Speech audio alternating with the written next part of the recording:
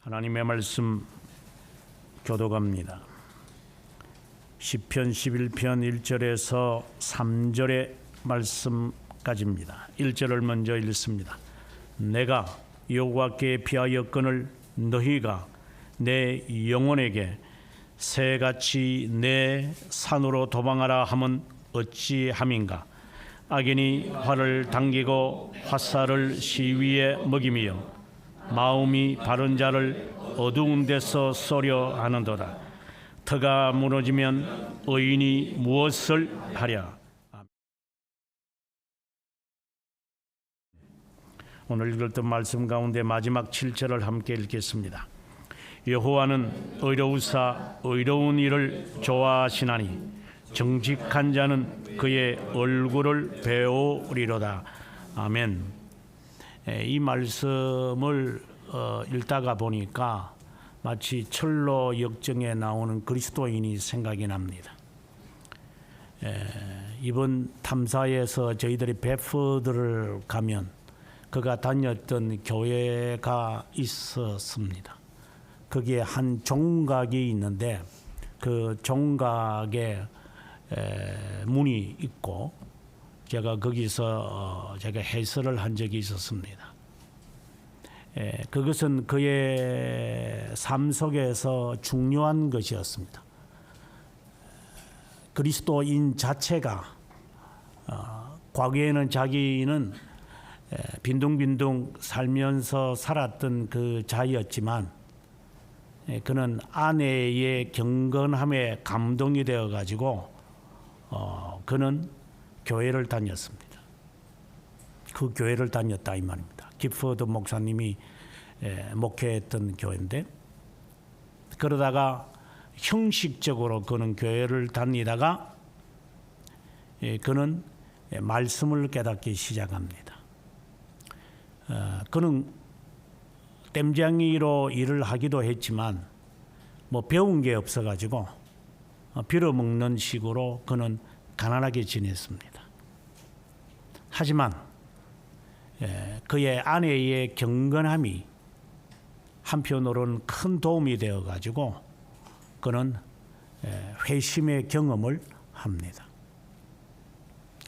그 경험을 하고 난 다음 그는 이제 뜨거운 이 열정을 그는 감출 수가 없어서 그는 일반 신자이지만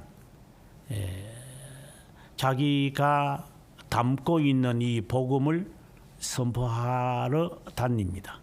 이곳저곳을 다니다가 결국은 그 당시의 국가법에 저촉이 되어져서 감옥에 갇히게 됩니다.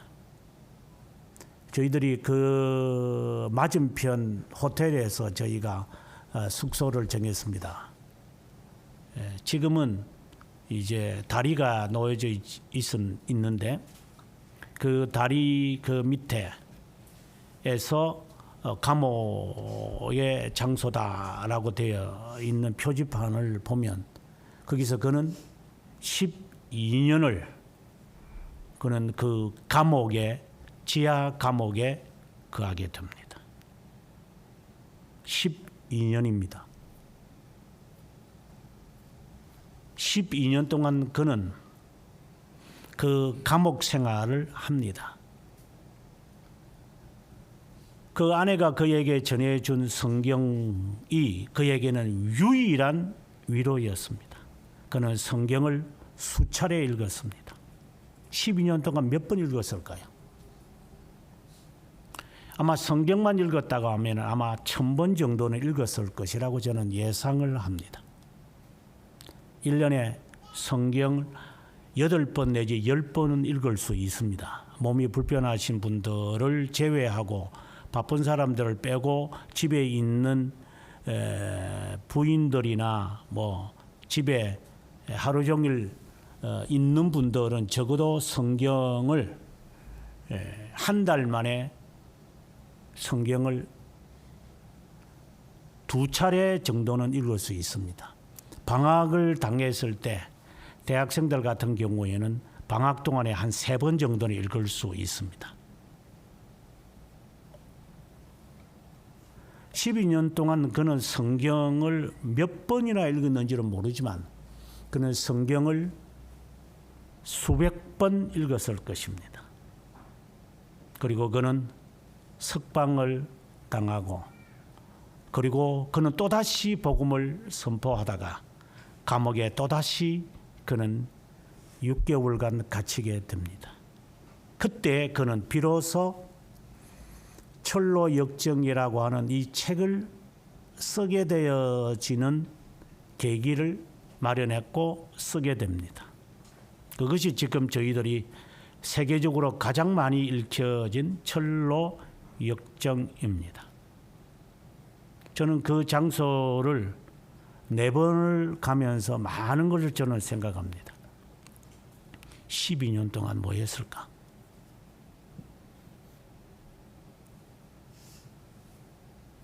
(12년) 동안 무엇을 했을까?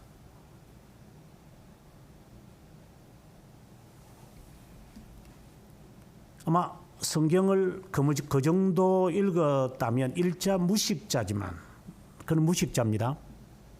종교 학교를 다닌 사람은 아닙니다.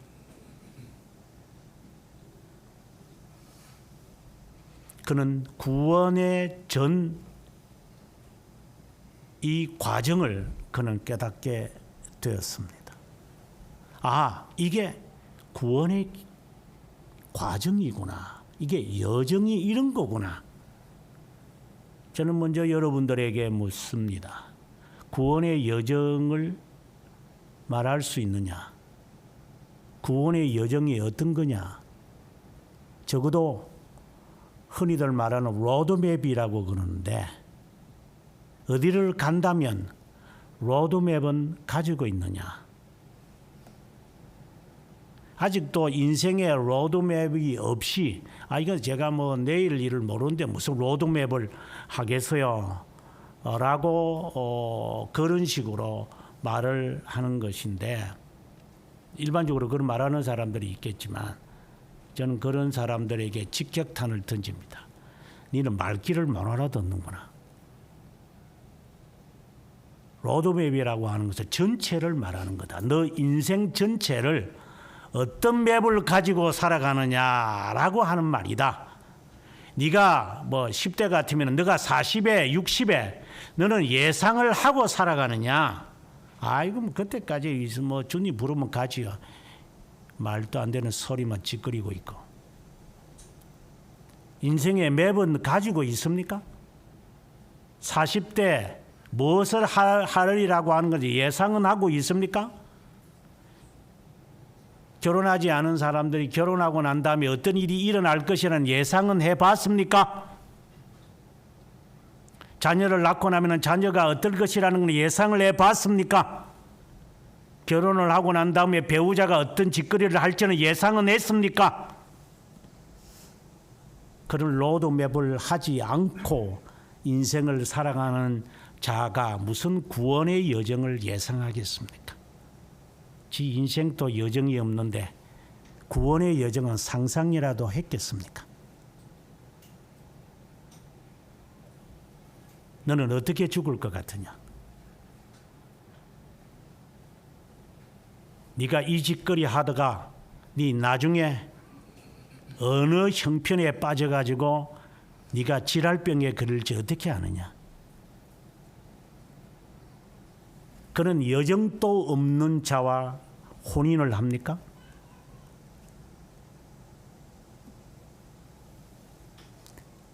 (12년이라는) 기나긴 세월을 통해 그는 구원의 여정을 그는 확정하게 됩니다.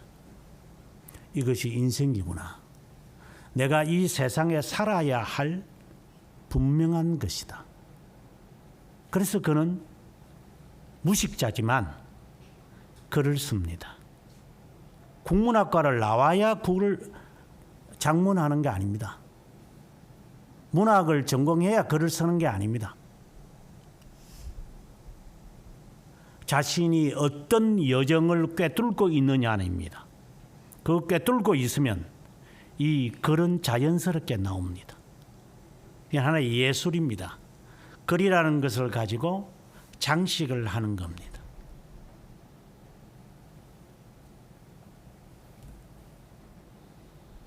구원의 여정을 그는 12년이라는 숱한 세월을 통해 그는 확정합니다. 이것이구나. 그러면 거기에 자신이 위치에 있는 현 주소를 파악할 수밖에. 파악을 하면 이제 그는 오늘의 이 처지에 대하여 그는 답을 내립니다. 다시 말합니다. 이 전체의 로드맵이 있으면 자신이 처해져 있는 위치를 파악하게 됩니다. 여행을 가보면 낯선 곳에 가면은 이렇게 맵이 있습니다. 그리고 꼭 거기에 붙어 있는 말이 있습니다. You are here. 당신이 여기에 있습니다. 이 맵을 보고 네가 있는 위치의 동서남북을 파악하고 거리를 가는 겁니다. 마치 그것처럼 구원의 여정이 확정이 되니까 내가 있는 위치가 파악이 되고 인생에서 여정이 확정이 되니까 내가 해야 할 일이 뭔지 그 사람은 압니다. 만약에 우리가 교제를 하면서 인생의 여정을 모르는 사람하고 어떻게 길을 떠납니까? 이 기나긴 인생을 어떤 맵을 가지고 출발합니까? 복권 있는 놈하고 결혼할까요?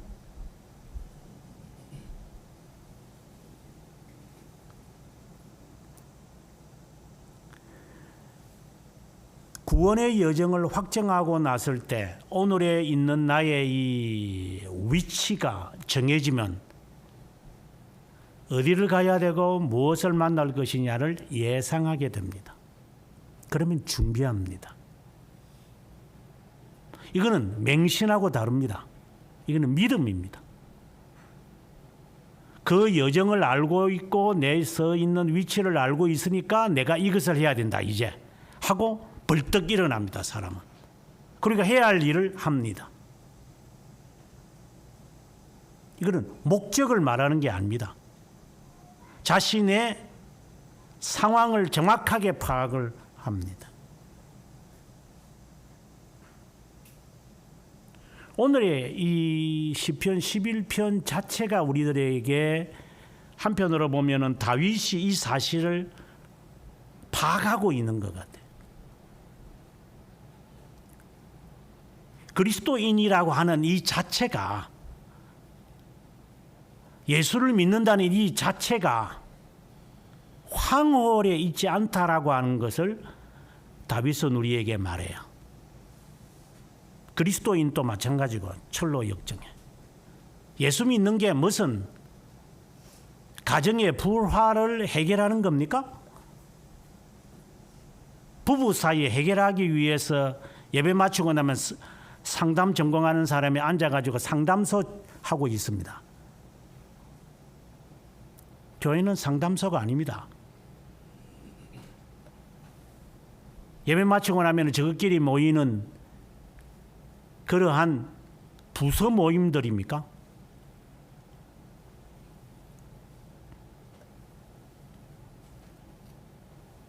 이 전체의 여정이 분명해졌을 때 지금 내가 나이가 10대든 내가 60대든 어떤 일을 해야 되겠구나가 정해지는 겁니다.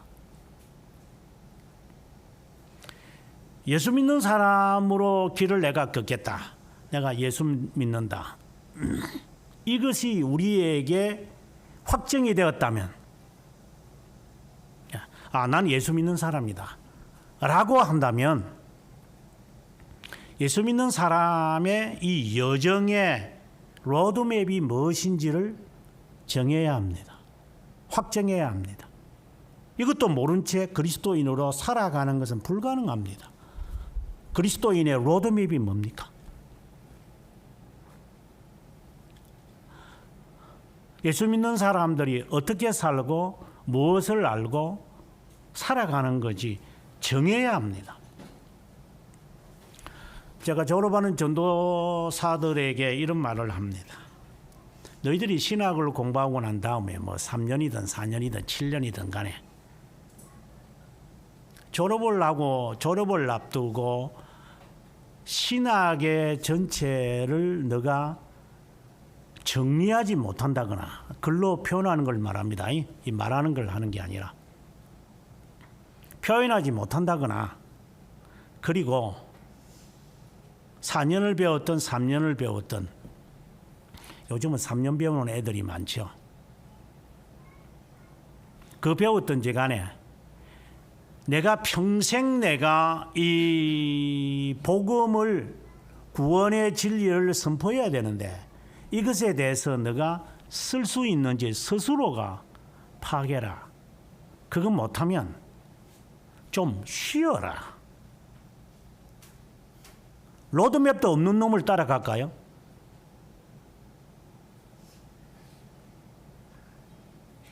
구원의 여정 자체도 없는 지도자를 만나서 뭐 하겠다는 거예요?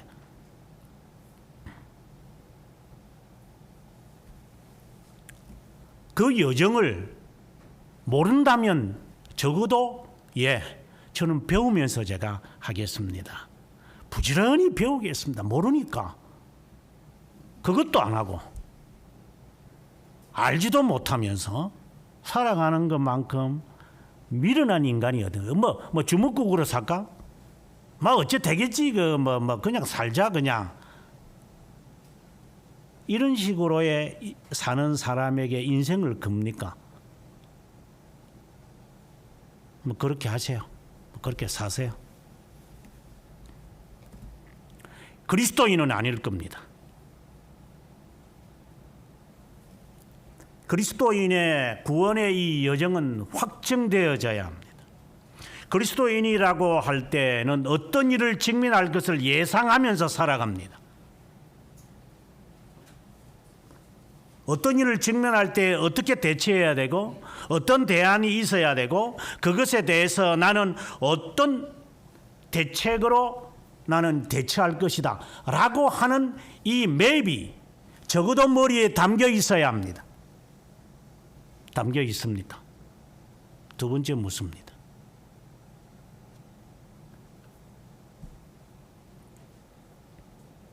없으면 배우세요. 아는 체 하지 말고.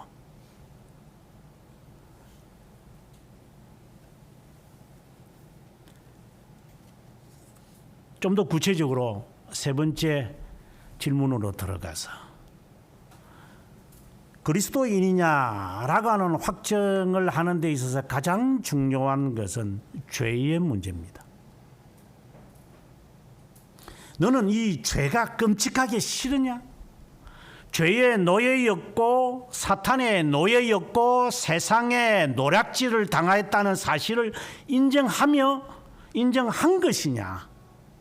뭐 구원의 확신은 나중에 문제고 너는 죄가 그렇게 진절머리 나냐? 꼴도 보기 싫으냐? 치가 떨리느냐?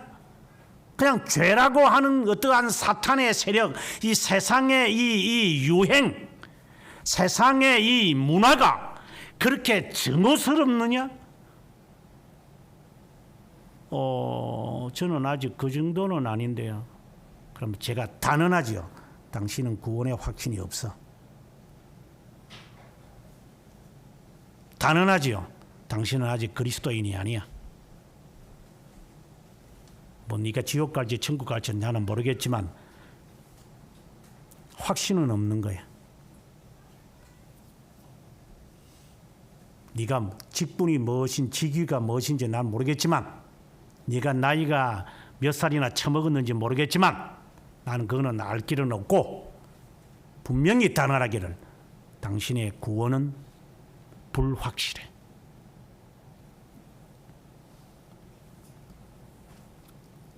죄가 끔찍하기 싫습니다. 그래서 저는 이 죄와 싸워야 됩니다. 그래서 그 죄의 모습이 내 안에서 이렇게 트름이 나면 하고 하면 그 이 냄새, 이 수많은 이 더러운 거 입에서부터 이렇게 쭉 하고 나옵니다. 그래서 이 마스크를 할 수밖에 없습니다. 끄 하면 뭐 저희 나라에서는 끄 하면 오 맛있게 먹었는가 봐, 뭐 깨서 찾다가 나오는 이라지만 서양에서는 끄 하는 순간 excuse me, 이거는 자연 발생적이지만 예, 그 방귀 뀌는 것은 차라리 용서를 해줘도 끄 하는 것은 용서 못합니다. 이해가 되십니까? 왜 밑으로 나오는 거는 에스큐즈를 안 해도 되는데 위에서 나오면 들어간 데서 다시 나오면 왜 에스큐즈 합니까? 그게 더 더러우니까.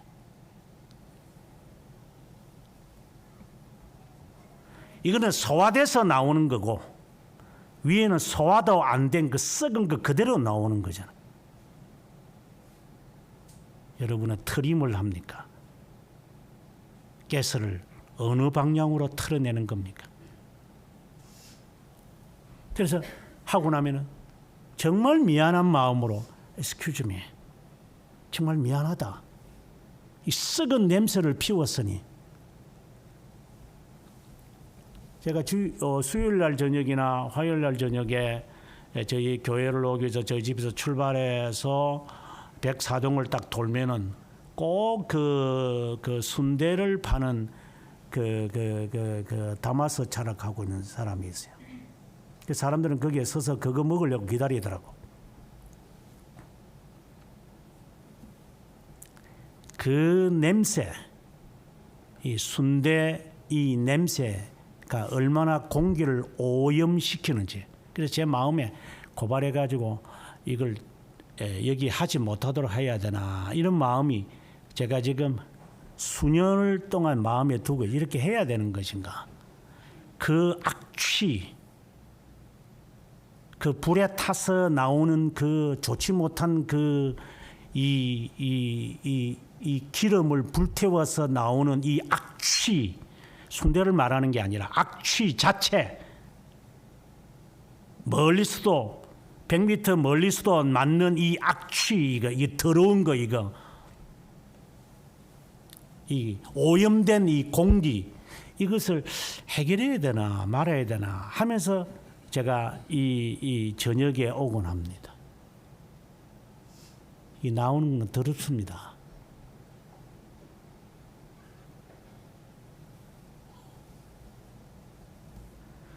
이 더러움을 아는 사람, 이 죄의 더러움을 아는 사람입니다.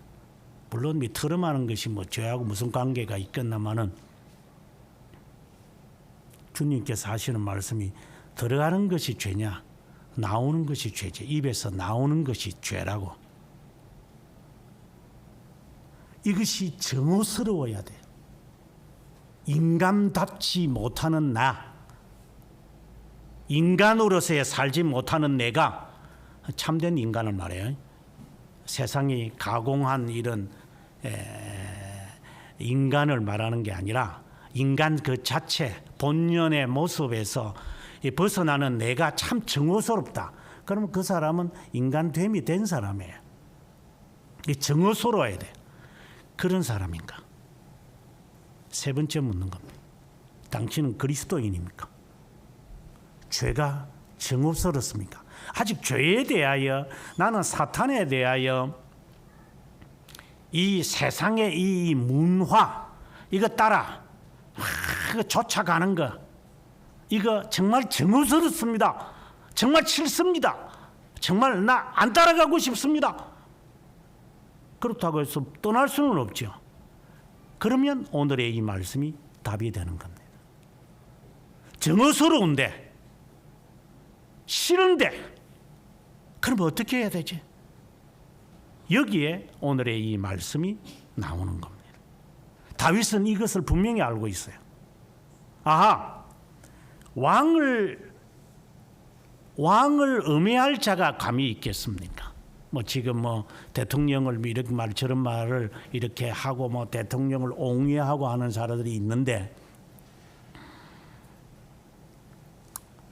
나중 보니까 감옥 갈 사람도 줄줄이 사탕으로 있을 것 같더만.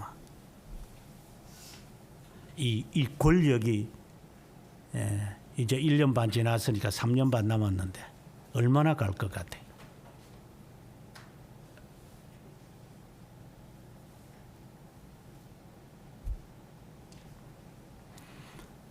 이 세상의 이 권력 그리고 사탄의 그 음흉한 이 괴락이 내가 깨우치지도 못하는 사이에 내가 넘어지는 이것이 또 내가 하고 싶은데 이 육체의 이 욕망, 이 욕심, 이 버릇, 이 사치, 이 허영, 이게 부모에게서 받은 이 DNA 이거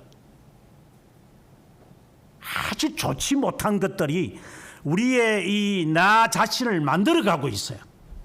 내가 부모에 대해서 지탄하는 그 지탄을 나중에 내가 받을 것이기 때문에 이게 증오스럽고 네가 하는 말 그대로 네가 받을 거니까 각오하라. 네가 하는 짓 하나하나 꼭꼭 씹어서 대받아 줄 테니까 네 자녀가 그때는 각오해라. 이 정도의 인생의 여정은 알고 있어야 되잖아. 그래서 객기를 부리지 않죠, 인간이. 세상의 풍조를 따라서 우리가 삶의 균형을 바꿀까요? 액세서리를 바꾸는 그것을 말하는 게 아니라 세상의 이 흐름 자체가 있어요. 이 세속이라 그러는데 세큘러. 이 세큘러의 이 문화라고 하는 이것, 이 정신이 있어요. 이걸 운동이라고도 그러는데 무브먼트라고 그래요. 이 무브먼트 안에 내가 놀아나는 거죠. 이 놀아나는 내 이것을 증오할 수 있는 사람, 그것에 대해서 이제 대안을 이제 다윗은 이제 우리들에게 말하는 겁니다. 특별히 무슨 적이 있어서가 아닙니다. 분명코 제가 알기로는 악의 삼총사를 지금 이 다윗은 갖고 있는 것 같아요. 11장 1절에 보면 내가 여호와께 피하였거늘, 이것은 도피처를 말하는 게 아니라 피난처입니다. 피했다. 그리고 너희가 내 영혼에게 새같이 내 산으로 도망하라 라고 말한다. 도망하다, 피하다. 우리말에는 이게 뭐 별 차이가 없는 것처럼 보이는데 사람이 어려움을 딱 직면하면 그 사람이 잘 드러나잖아요. 지금 이제 방금처럼 이 나를 미혹하고 나를 넘어뜨리는 이 세력이 있어요. 그것이 영적이든 육적이든 뭐 세속적이든지 간에, 자, 그걸 직면했을 때 사람은 두 가지 방안을, 대책을 딱 마련합니다. 하나는 도망치든지 아니면은 벗어나고 싶어 합니다. 영어로 표현을 하면은 벗어나고 싶다를 escape라고 그래요. 감옥에서 벗어났다. 이걸 escape이라고 그래요. 탈출이라는 단어도 또 보통 쓰죠. 탈출한다.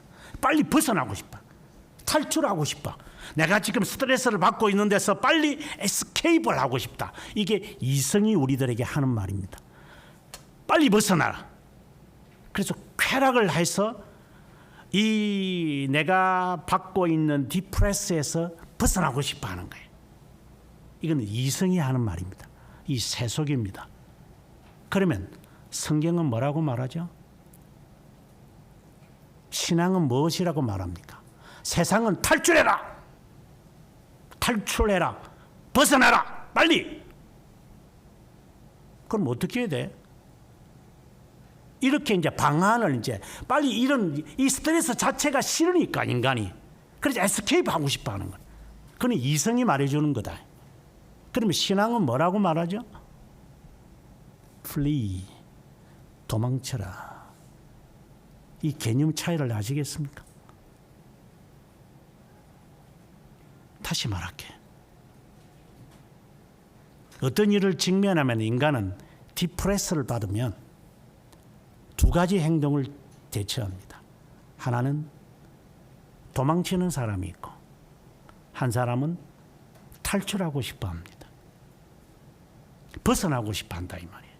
그럼 도망친다는 것은 무엇인가? flee라는 말이에요. 도망간다는 거예요. 그 도망간다고 해서 이게 안 쫓아옵니까? 쫓아오지요. 근데 어디로 가자는 겁니까? 병조호란이 나타났을 때 인조가 어디로 도망갔습니까? 탈출한 것은 아니죠.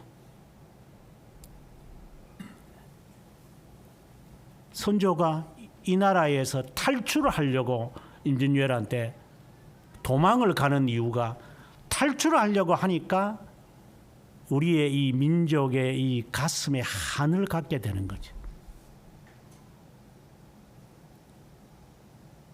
도망가는 건 어쩔 수 없죠. 살아야 되니까. 근데 이 나라를 벗어나서 명나라로 도망가려고 하니까, 다시 탈출하려고 하니까 이는 괘씸한 놈이죠. 끝까지 싸워야 되기 위해 내가 전력을 가담기 위해서 도망쳤다가 다시 정비하고 대처하겠다라는 것과 도망과 그리고 탈출하는 것은 성격이 다릅니다.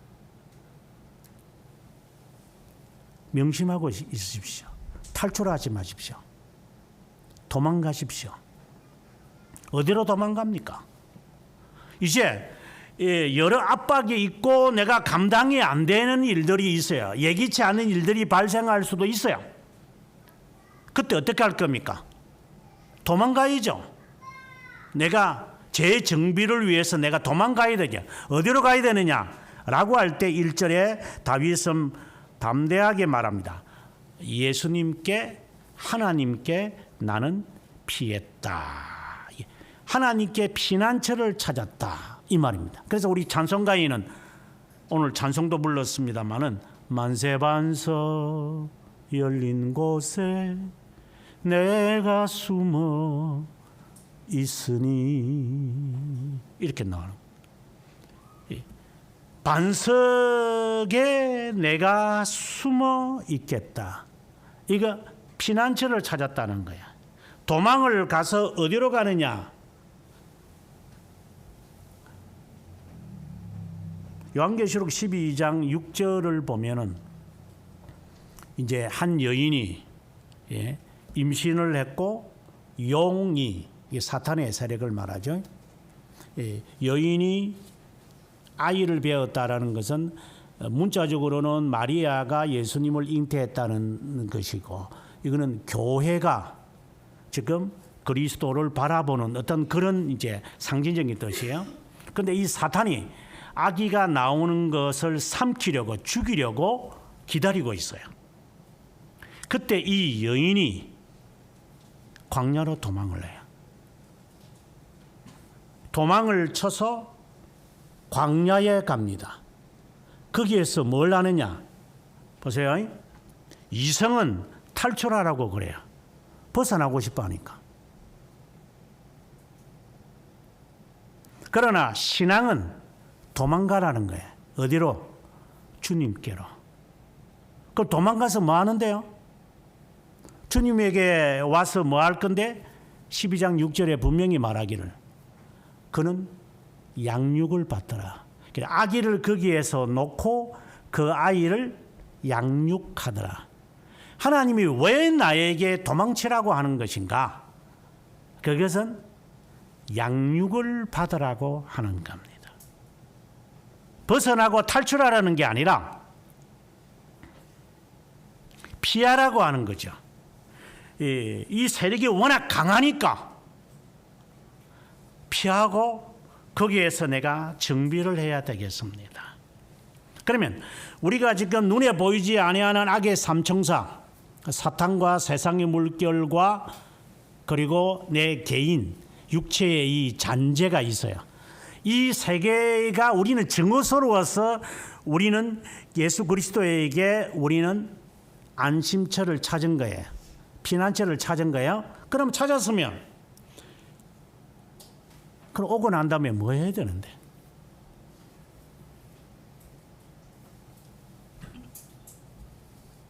예수님께로 왔어요. 그럼 뭐 해야 되는데? 양육을 받아야죠. 왜 양육을 받아야 되는데? 다시 돌아가야 되니까. 안 돌아갈 것이 아니고 그 안에서 살아가야 되니까. 이제는 또 다른 자세로 내가 살아갈 거야. 재도전을 할 거야. 전의 모습하고 내가 다르다. 그때는 내가 10대 때 방황했던 나이고 20대 때 내가 좌충우돌했을 때고 30대처럼 까부는 때가 아니고 이제는 40대니까 나는 노련할 거다. 이제는 다르다. 나의 변화된 모습으로 나는 이 세상을 대처할 겁니다. 이런 식의 양육이 되어져서 훈련이 되어져서 다시 이 세상에 들어가서 그 안에서 이제 이 삼총사를 향하여서 대결해야 되겠죠. 그래서 우리는 도망치는 겁니다. 똥이 무서워서 편하나 더러워서 편하지. 세상 사람들은 그러겠지. 아, 이거 지금 미워서 저게 더러워서 저게 피하는 걸 누가 그렇게 생각을 하나. 아, 이거 쫄딱 망했지.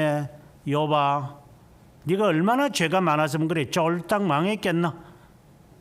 하지만 하나님, 저는 다시 돌아갑니다. 망한 놈은, 탈출한 놈은 안 돌아가겠지만 돌아갑니다. 하나님, 그 세상에서 제가 다시 버텨낼 겁니다. 이것은 도망친 사람의 자세입니다.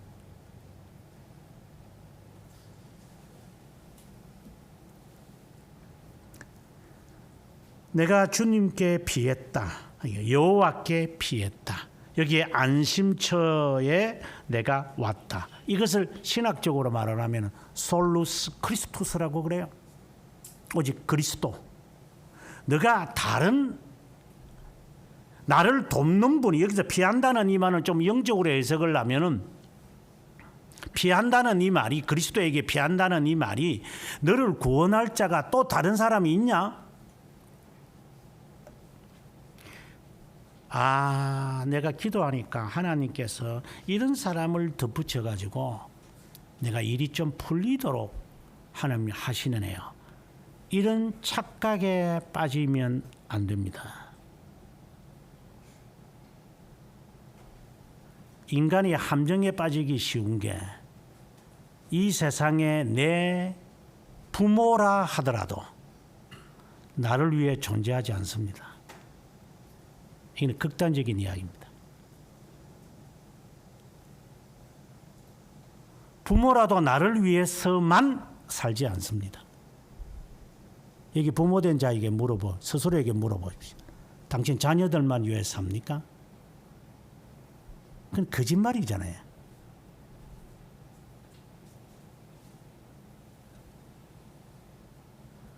만약에 그렇다면 모니카처럼 살겠죠.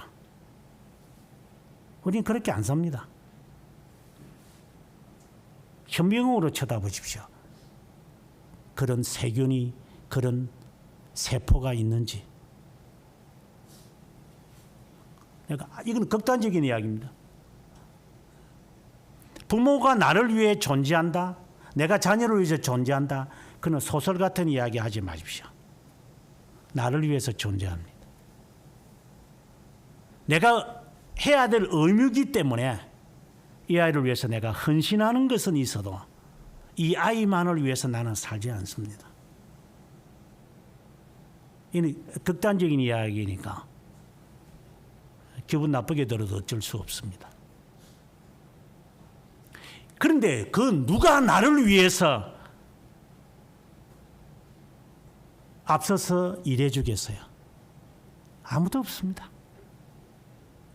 그래서 하나님이 사람을 나를 위해서 하나님이 감동을 주셔서 사람을 통해 역사하셔서 나에게, 맞습니다. 일반적인 원리입니다. 그러나 늘 조심하십시오. 그 사람은 나를 위해 있지 않습니다.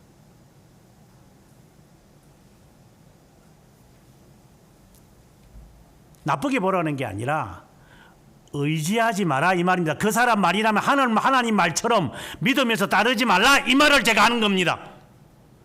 저도 마찬가지고 여러분들을 위해서만 살지 않습니다. 저는 1순위가 납니다. 2순위는 내 배우자겠죠. 제 3순위는 제 자식이고 그 다음에 여러분들입니다. 이것을 잘못이라 하면 어쩔 수 없습니다. 하지만 어떤 일에 있어서는 이 순서를 제가 바꾸기도 합니다. 이건 선으로 했을 뿐이지 이게 딱딱 자리지지는 않습니다. 네, 극단적으로 제가 제 자신에게 예를 들은 겁니다. 기분 나빠하지 말라고.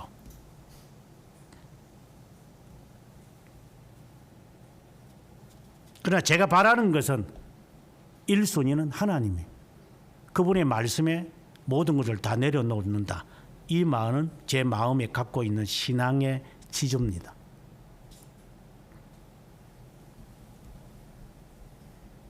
주님 외에는 없다. 이것은 틀림없는 말이지만 저 사람이 나를 위해서 모든 걸 다 하겠다. 그건 거짓말입니다. 저 사람이 나를 도와준다. 도와줍니다. 이유가 있기 때문에 도와줄 겁니다. 그러나 부모는 그렇지는 않죠. 물론 그런 자도 대부분이지만. 그래서 자녀에게 주놓고 나중에 받으려고 그러죠. 자녀에게. 왜 너는 안 하는데? 이런 식으로 가겠죠. 저는 그런 추한 모습을 가질까 봐 제 스스로를 다지고 있습니다. 그런 꼴불견 내세우지 마라. 그냥 줘라. 자녀에게 바라지 말자. 그것이 제 아내와 제가 되새김하는 인생입니다. 구차하게 자녀들에게 끌려다니지 말자. 그냥 우리는 그냥 가자. 이건 이상형이 아닙니다. 이건 우리의 꿈입니다.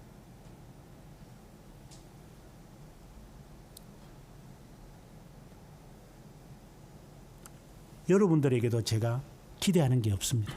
여러분의 인생을 사십시오. 하지만 하나님의 것까지 도둑질은 하지 마십시오.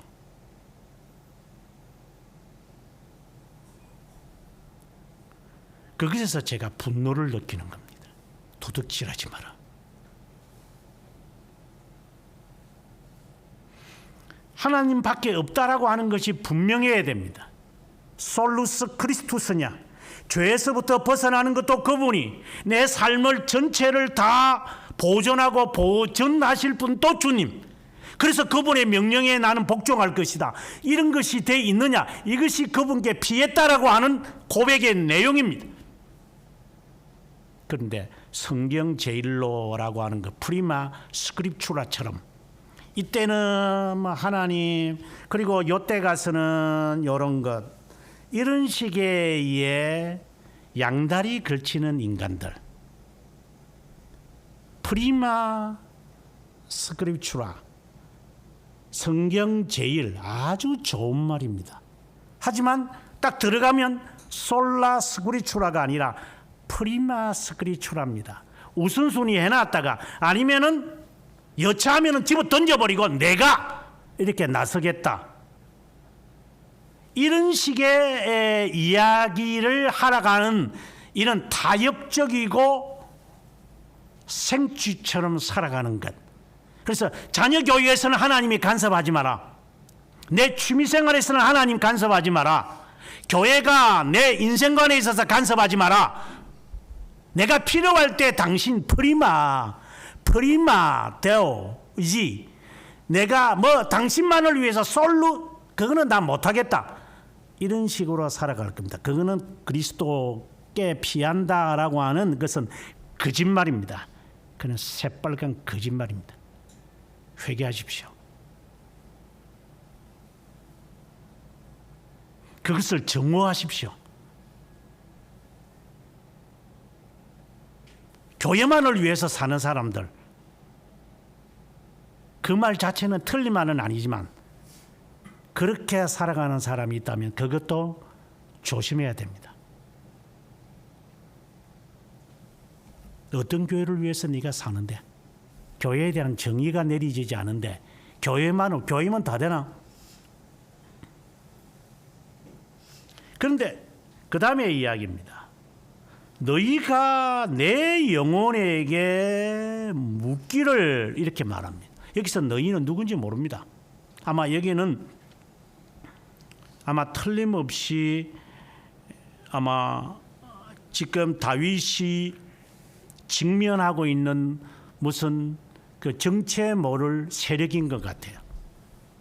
이 세력이 내 영혼에게 말합니다. 그러니까 어떤 세력 같아요. 무슨 그 큰 어떤 물질적이고 가시적인 어떤 세력이 아니라 뭔가의 그 영적 어떠한 세력인 것 같아요. 이 세력이 나에게 뭐라고 말하느냐 하면은 너가 새처럼 너 산으로 도망을 어떻게 하겠느냐 이 말입니다. 원어의 뜻을 그대로 살린다면 너가 어떻게 새처럼 날아서 너 산으로 도망할 수 있겠느냐 이렇게 빈정되는 이야기입니다. 나는 이제 결의를 해서요. 나는 주님 안에서 살겠다. 주님 안에서 나는 살고 먹고 죽기도 하고 살기도 한다. 이런 말은 했어요. 그런데 어떠한 세력이 나에게 내 안에 있는 세력도 좋아요. 세력이 하는 말이 그래 말은 그래 쉽다. 그래 주님 안에서 그래 피난처 찾는다며. 근데 네가 새처럼 그렇게 날아갈 수 있겠냐? 네가 이 어려움을 네가 얼마나 거쳐야 할 일들이 많은데 넘어야 할 산들이 많은데 그걸 너가 이렇게 헤쳐서 그냥 새처럼 훅 하고 이렇게 빨리 갈 수 있겠느냐 이렇게 물어보는 겁니다. 여러분에게 되물겠습니다. 말은 주님이라고 이야기를 합니다. 자, 그러면 사건들이 생겼어요. 사건들이 생겼는데 그때도 너가 여기에 직면에 있는 여러 문제들을 놔두고도 그걸 바라보면서 그냥 이렇게 휙 하고 이렇게 새처럼 네가 날아갈 수 있겠느냐? 자신에게 물어보십시오. 네가 이 문제를 해결하지 않고는 내가 떠날 수 없는데 내가 이 문제를 그대로 놔두고는 내가 미련이 남을 건데 그거 다 남겨두고 떠날 수 있겠느냐?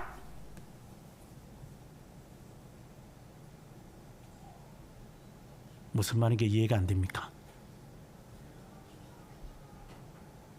하나님이 이런 걱정거리가 많고 이것도 해야 되고 저것도 해야 되고 이것도 해결해야 되고 저것도 해결해야 되고 처첩상중인데 이거 다 무시하고 그냥 날아가겠습니다. 누구에게? 당신에게.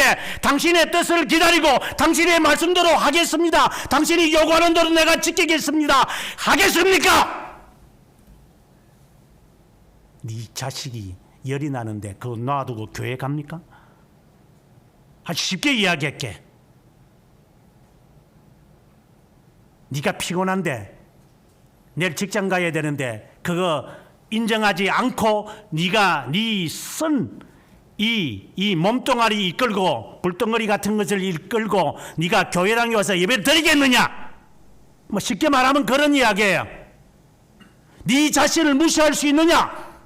네 자식을 무시할 수 있느냐?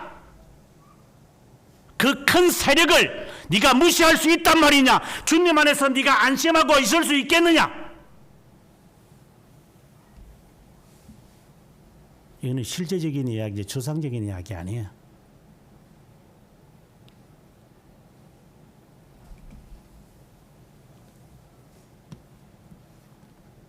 여러분들을 보면서 꼴값하는 것을 제가 많이 보는데요.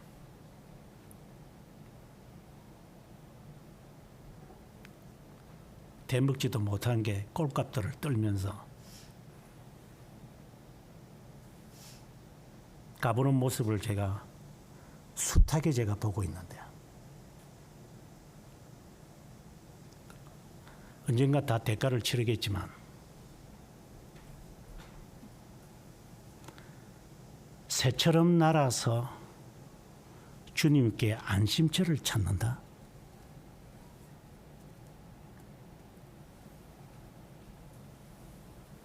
죽을 병인데 하나님께 가서 죽어도 하나님께 와서 죽지 하는 신앙을 가질 수 있겠는가? 우리가 이거 먹고 죽을 건데 하나님께 무슨 뭐 사르밧 과부처럼 하나님께 먼저 드리고 내가 먹자. 이게 되겠느냐 네가.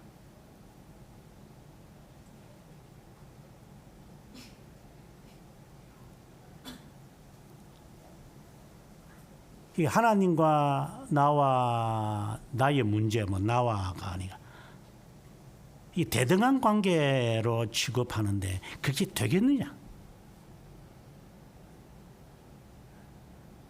그분은 절대자이고 나는 거기에 하나의 피조물에 불과한데 그분 앞에 네가 뭘 그렇게 대항하겠느냐? 그 순종 외에 뭐가 있겠느냐? 근데 문제는 이제 그분이 절대자라고 할 때 그것을 핑계 삼아 가지고 이 여우새끼들이 그 권력을 이용해 가지고 성도들을 개미들을 이렇게 마음대로 농락하는 이런 스톡하는 이런 애들이 그 많아서 가만히 앉아가지고 돈 먹겠다고 이렇게 비트코인처럼 이렇게 하는 놈들이 많으니까 그런 식으로 하나님을 이용해 먹는 자들, 지가 하나님의 권력을 가진 채, 지가 하나님의 부르심을 가진 채 하면서 제가 이봐라 이렇게 풍성하니까 하나님이 나와 함께한다 이런 식으로 하나님이 내 편이다 이런 식으로 하는 놈들이 많으니까 이제 이 말도 상당히 조심스럽게 해야 되지만 하나님께 순종한다. 이거 자칫하면 맹종이라는 단어로 우리가 우리에게 와 닿기 때문에 그래서 배워야 되는 것이니까 나를 속이지 않기 위해서 마치 계몽 사상가들이 당시의 사람들이 교회에 농락당하는 것을 바라보면서 당시의 천재들이 안 되겠다. 이게 교회가 말이야. 이 사람들을 얼마나 농락한다는 사실을 이 천재들이 깨달았을 때 안 되겠다. 사람들을 배우게 해야 된다. 그래서 아는 것이 힘이라고 베이컨이 말할 수밖에 없었고 이 무지에서는 교회가 지 마음대로 하는구나. 이걸 알고 성도들을 깨워야 되겠다는 식으로 가야 되는데 그래서 이 사람들을 깨우치기 위해서 우리가 이게 백과사전을 만들어야 되겠다 이렇게 하는데 이제는 또 그게 또 와해되어 가지고 이상한 것까지 같이 끼워 넣어 가지고 알게끔 해서 배운다고 해 가지고 교회에 와서 배우다 보니까 앉아 가지고 아버지 학교, 엄마 학교, 뭐 결혼 학교, 물론 뭔 놈의 학교에서 교회에서 학교를 많이 하는지 이따위 식으로 또 배우니 또 이것도 문제고 아무튼 배워서 무지함에 깨어지지 않으면 나는 농락당한다는 이 대전제만 우리가 생각했을 때 바른 것을 배워야 된다는 것은 그 다음에 부속적인 이제 뭐 중요하지만 부속적인 문제지만 아무튼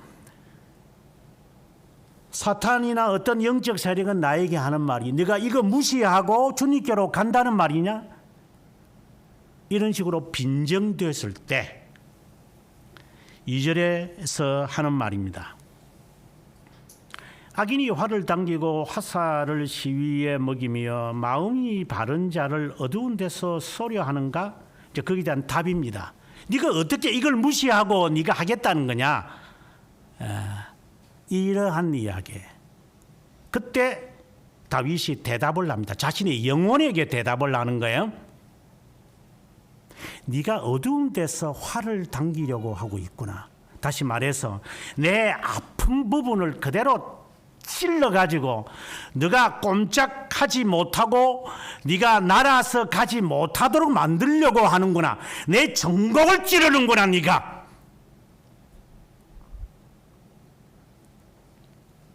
예를 들어서 내가 이 부분이 약하다는 것을 알고 네가 화살의 시위를 지금 힘을 주고 있구나. 맞다. 네 말이 맞다. 하지만 나는 날아가야 된다. 이런 식의 이야기. 이게 철로 역정에 나오는 그리스도인의 고백이니까. 맞다. 내가 저 자식을 버리고 어디를 간단 말이냐. 맞지만 나는 가야 돼.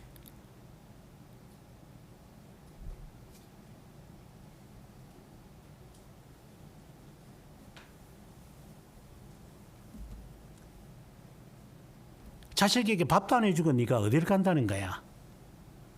라고 했을 때 맞아. 자식에게 밥 해줘야지. 해야죠. 그럼 미리 하면 될 거 아니야? 미리 안 하고 있다가 그 시간 돼가지고 말을 하려느냐? 그럼 네 게으름이잖아.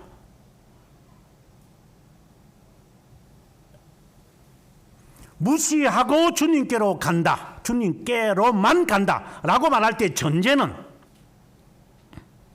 양심의 가책을 얼마나 내가 이겨낼 것이냐의 행동에 따라 다릅니다. 평소에는 사랑도 안 하는 게 꼭 그때는 사랑한다 그래.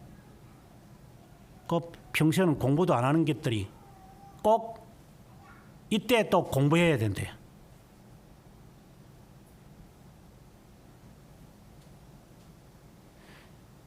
저 사람이 대답하지 못할 정도의 질문을 던져서 핑계치 못하도록 만들어서 내게가 탈출하고 싶어하는 인간.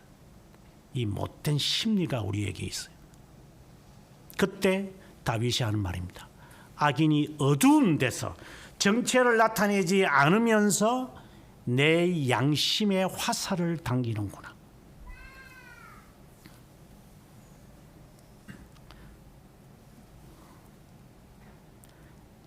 (3절에) 가서 터가 무너지면 의인이 무엇을 할까?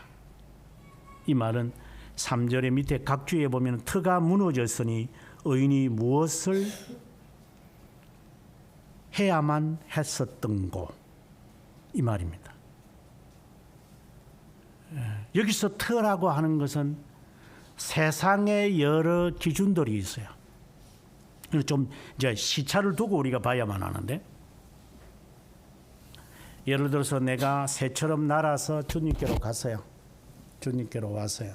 주님께로 와서 내가 되돌아보니까 세상에 그렇게 문제되었던 이것들이, 이렇게 해왔던 이것들이 그렇게 미련을 주고 나에게 정말 가치 있다. 이게 딱지가 그렇게 가치 있는데 중학생이 되면 쳐다보지도 않는 것처럼, 에? 그렇게 장난감이 좋고 이렇게 까불까불거리다가 10대가 되면 아마 쳐다보지도 않는 것들을 그래 지나고 난 다음에 바로 이 와로는 무너졌어. 난 필요 없네 이거. 20대 때 그게 이게 뭐 죽기 아니면 까무라 치기로 그렇게 따라가 다녔는데 아무 그 의미도 없네 이거. 이게 무너졌다. 무너졌는데 의인이 무엇을 했어야만 했던고? 이게 무너질 것인데 내가 이거 날아가지 못해. 이거 무너져서 어떻게 이거 있는데 이걸 다 거쳐서 이거 걱정 저 걱정 다 이렇게 해가면서 이거 해가면서 언제 저거 날아갔던 거 이거 다 무너질 건데 이거. 근데 그거 떠나지도 않고 뭐 하고 있었나 너 지금? 이 말인 거예요 지금. 출발을 했으면 벌써 갔었던데. 걱정과 근심과 염려와 계산이 얼마나 잔머리를 굴리는지 이게. 그러다가 그거 다 무너지면 어쩔 건데.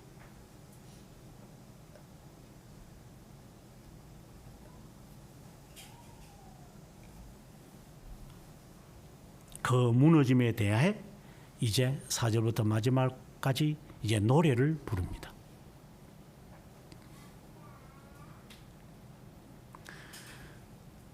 나는 하나님의 자녀입니다. 분명하게 여러분들이 선을 긋기를 원합니다. 하나님의 자녀입니까? 분명하십시오. 주님밖에 없습니까? 이건 대등의 관계가 아닙니다. 우선순위의 관계가 아닙니다. 절대적 관계입니다. 그런데 그것을 그 사이에 끼어가지고 하나님의 권력을 이용해 먹는 교회들이 있기 때문에 그건 여러분들이 알아서 하십시오. 그 알아라고 하는 말은 네가 책임져라는 말이 아니라 알아서 하라고. 배워서 판단하라고.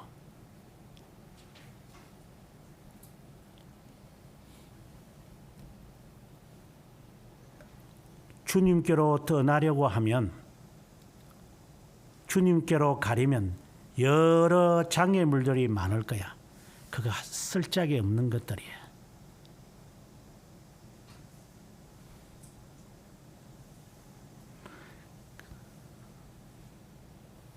언젠가 설교하면서 한 몇 주 전인 것 같은데 왜 이렇게 오래 걸렸어 여기 오는 게.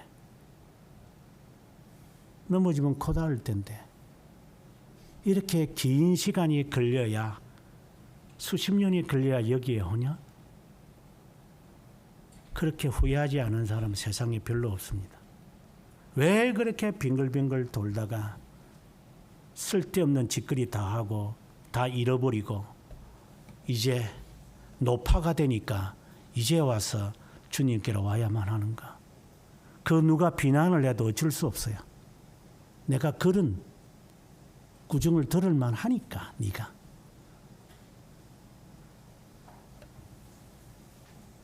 그런데도 그것을 포기하지 않아요. 그 터 자체를. 그러니 그리스도인이에 대한 확신이 없는 거지. 그것을 떨쳐버리기 위해 연단도 받질 않아요. 여전히 생각만 있을 뿐이야. 생각만. 생각이 많아. 잔머리를 굴리는 것.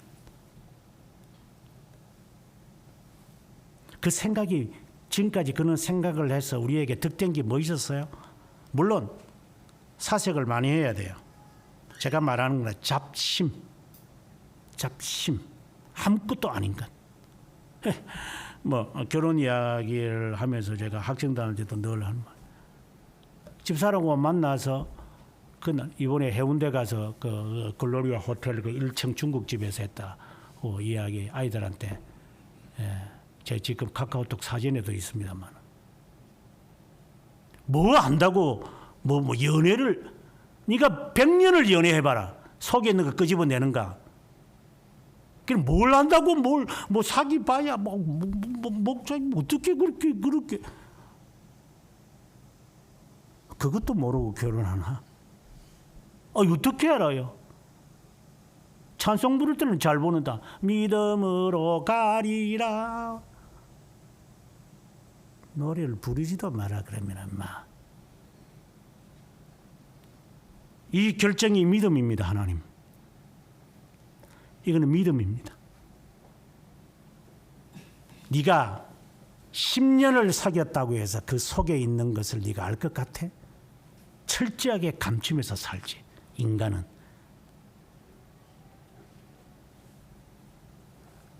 믿음이라는 말이 상당히 좀 맹신으로 들리니까 여러분들이 좀 조심해 받아들여야 되겠죠. 이게 맹신일 수 있기 때문에. 그거는 제 신념이었으니까. 내가 판단하지 않을 것이다. 하나님의 판단을 믿는다. 하나님을 믿기 때문에 이것을 믿을 수 있다. 이것이 제 어린 때 20대 때 가졌던 제 신조 신앙이었기 때문에. 근데 뭘 네가 안다고 그걸 뭐 결정을 따지고 자시고 마시고 그렇게 하냐. 한번 해봐. 죽을 때까지 해봐. 그게 맞아 들어가는지. 근데 상당히 어려운 말이죠, 이게.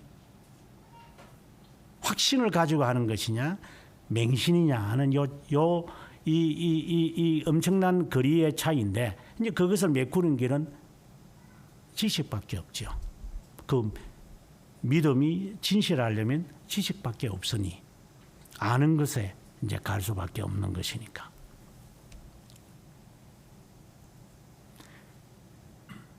주님만을 향하여 왔다고 생각하십니까?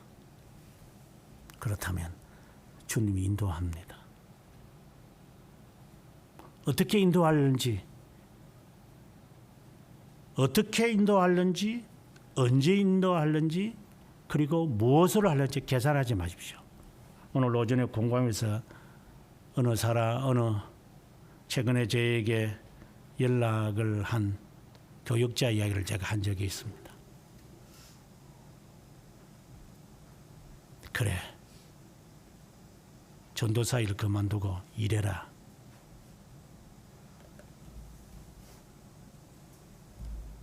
이거는 다른 이야기지만 전도사가 뭐 대수가 배추 장사하면 되는 거지. 유학생들 치고 잡을 안 가지는 유학생들이 별로 있간데요. 저는 20대 초에 유학에 대한 꿈을 갖게 되었을 때 제 지금 이제 은퇴하신 구약학 선배님이신데 그분이 자기가 유학 생활을 하면서 변소 청소 그리고 회사 일이 끝나고 나면은 거기에 가서 청소 정리해주고 뒤치다거리 하는 것 이런 일을 하면서 했다는 이야기를 어릴 때 제가 20대에 제가 초에 들으면서 그것도 하지요. 유학 가는데 그것도 못합니까? 하나님이 일을 하는데 똥 못 치우나? 하나님이 일을 하는데 더러운 것은 못 만지나? 그래 깨끗한 것만 만질래? 이 목사 꼽혀더라. 무슨 짓은 못하나 내가?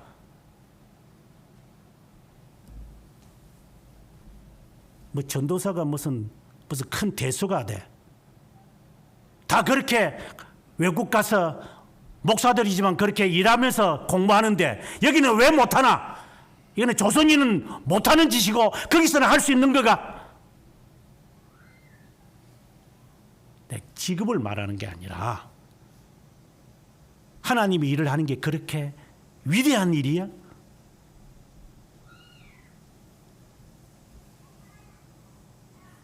그래서 교회에서 주는 월급 꼴짝꼴짝 먹으면 좋은 건가? 그래서 교역 그만두고 일반 신자로 훈련 받아라. 받고 싶습니다. 받아라. 인생을 바꾸는 거겠죠. 바꿔라. 그렇게 자라가라. 사람은 그렇게 사는 거다. 사명이 확실해야 된다. 죽을 때까지 하나님 앞에 변하지 않을 겁니다. 하나님. 내 생명을 바쳐서라도 내가 주님의 교회를 위해서 바르게 살다가 죽고 살 겁니다.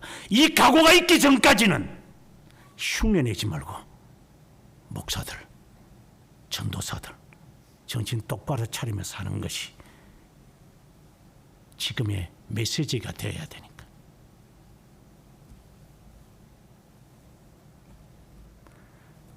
주님만 나에게 요구되는 겁니까? 그러면 주님이 인도하시는 것도 신뢰하십시오. 그분이 인도합니다. 그게 인도라는 이 말이 어떤 일든지 할 수 있어야 합니다.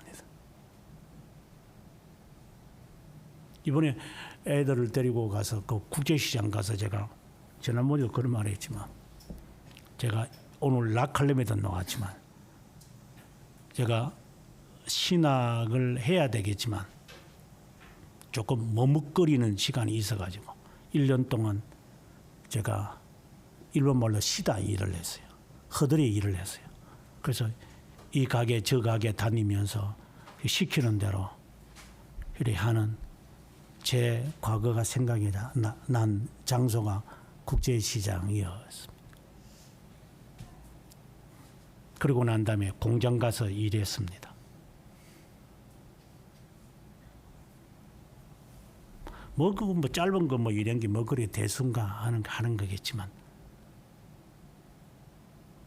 44년 전의 이야기지만 제 잔머리 속에 남아 있습니다.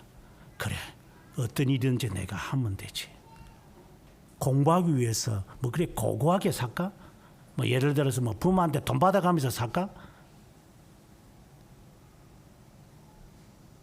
물 먹으면서 배부르는 가운데서 살지는 못하나? 처음에 한국에 와가지고 옥탑방에 살라 그래서요. 제가 명색이 교수인데, 전임 교수인데, 그래서 가서 그냥 옥탑 뭐 한 달에 뭐 10만 원짜리든가 그 신림동에 그 살라고 하니까 저희 모친이 나 먹어서 그러면 안 된다고. 어머니 괜찮습니다.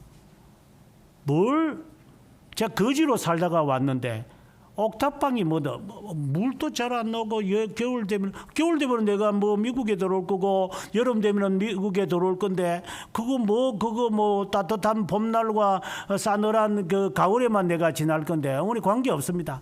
그래도 그렇지 그래 살면 안 된다고. 괜찮습니다 어머니. 거지로는 못 사나 임마.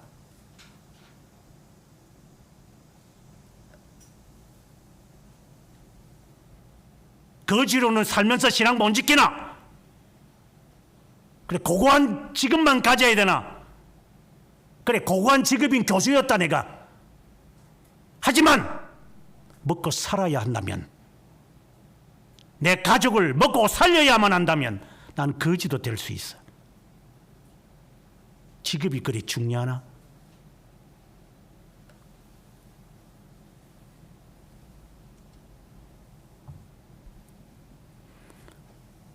우리는 간과해야 될 부분들이 많습니다. 주님께만 있기만 한다면, 주님의 말씀을 들을 수만 있다면, 주님의 말씀을 따라 살 수만 있는 기회만 주어진다면, 그것이 천리만길이라 하더라도 주님 만족합니다. 이렇게 과연 할 수 있을까? 여러분에게 끝으로 묻는 겁니다. 신앙 지키기 위하여 네가 그런 거지 삶을 살아갈 수 있겠느냐? 그게 솔루스 크리스투스라는 말이다. 신앙만 지킬 수 있다면 감옥에 얼마나 좋아. 간섭 없이 24시간 성경 읽을 수 있고, 공짜밥 주는데 좀 부족해서 그렇지.